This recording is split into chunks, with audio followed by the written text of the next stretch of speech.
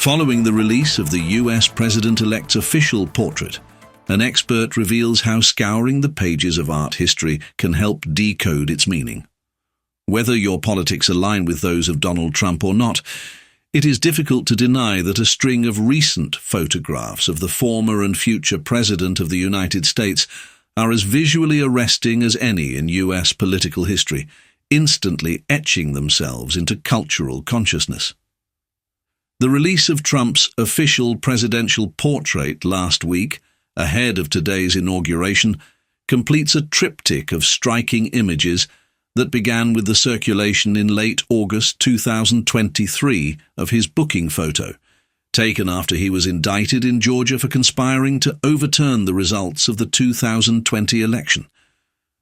That image, the mugshot heard around the world, was followed almost a year later by the astonishing photo of a blood-streaked then-candidate Trump, defiantly pumping his fist in the air after being struck in the right ear by a would-be assassin's bullet. Captivating as those first two earlier photos are, the most recent portrait, taken by Trump's chief photographer Daniel Torok and released by his transition team in the lead-up to Trump's retaking of the oath of office, may be the most extraordinary of them all.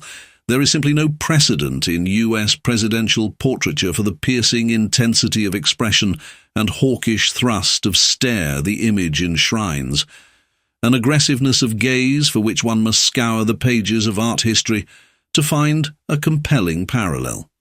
Although Trump may have deliberately sculpted his defiant pose for his mugshot in Atlanta, the staging of neither that photograph nor the dramatic image captured in the chaotic moments after the attempt on his life in Butler, Pennsylvania, in July 2024 were under his control.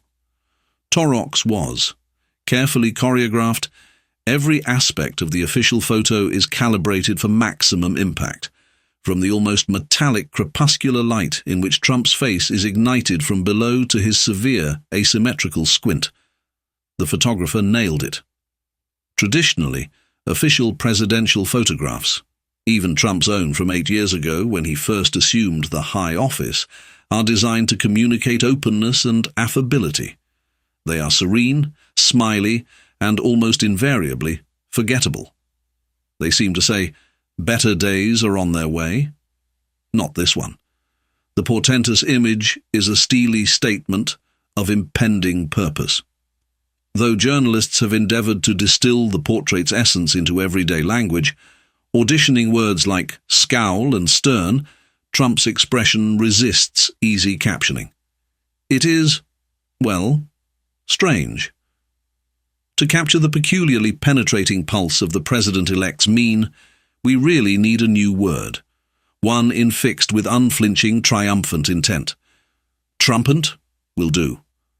The closest echo in art history for such a fiercely furrowed, lock-eyed, and yes, trumpant glare is an out-of-the-way portrait from the paintbrush of the 17th-century Italian Baroque artist Salvator Rosa, whose intense personification of the scholarly discipline philosophy, a riveting canvas that resides in London's National Gallery, is similarly stark.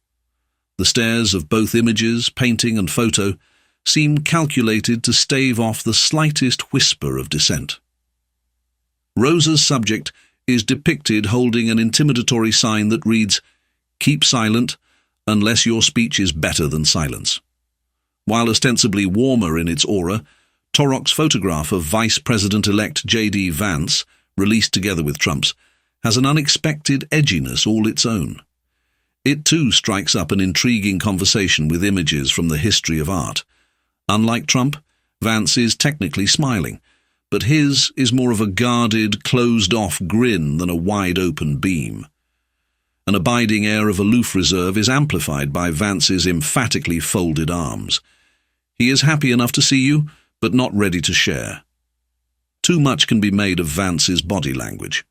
He is, after all, hardly the first president or vice president-elect to cross his arms while posing for an official portrait.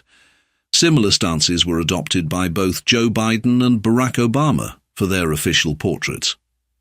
Ever since Aaron Scheikler's famous 1971 painting of a contemplative President John F. Kennedy, portrayed with arms folded and deep in thought, arm crossing has been the default posture for any reflective executive.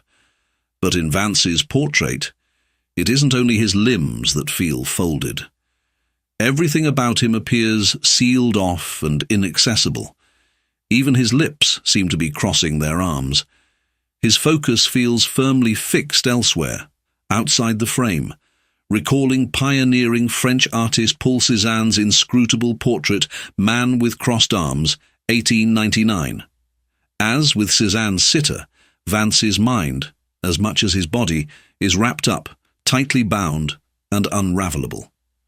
Announcing the release of the official portraits to the media in an email, Trump's transition team insisted the images go hard and punctuated the assertion with a fire emoji.